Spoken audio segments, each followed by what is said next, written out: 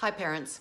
In light of the recent death of George Floyd and the riots that have ensued after, I thought it would be important for me to provide you with some tips on how to talk about what's going on in the news and about racism in general.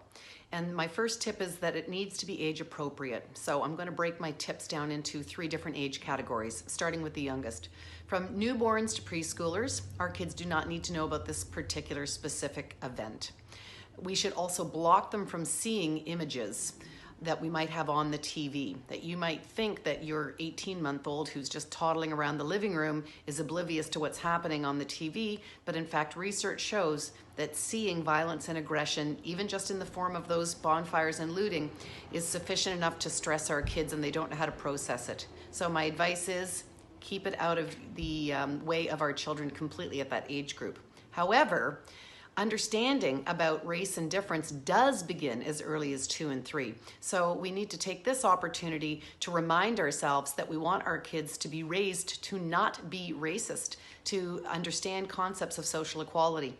And that can begin with simple conversations about the content of children's stories books like Let's Talk Race, or making sure that your playroom has different dolls, etc., of different colored skins and ethnicities, that we model that in our friendships and the way that we interact with people of difference.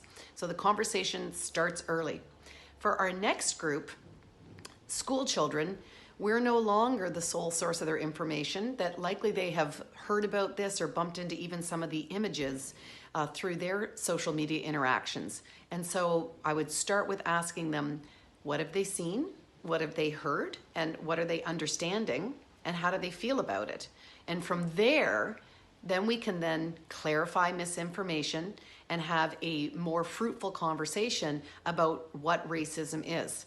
A simple way to describe that to younger people is to say that there are people who believe that the color of their skin or their race or their culture is somehow superior to others. And they think the other people are less than. And because they have this belief, they treat them meanly, unfairly, discriminate against them, give them less opportunities.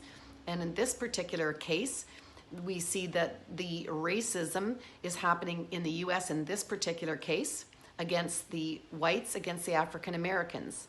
And that part of why this is such a tragic situation is because the police, who are supposed to be using their power to keep us all safe, are being, using their police power in a way that is overly mean, overly aggressive.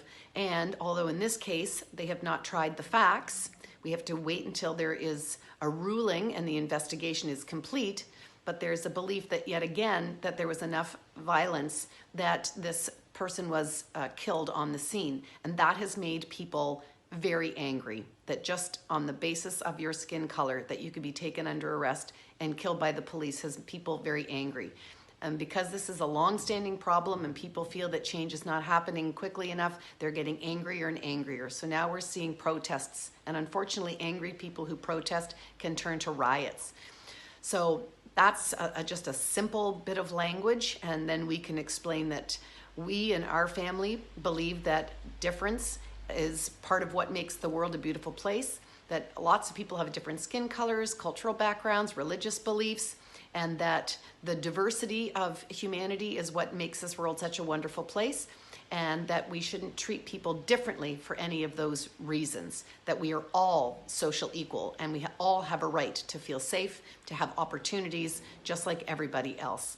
So I would use that kind of simple language. And with our teens, they already know what racism is. They probably would have studied some of these concepts in school.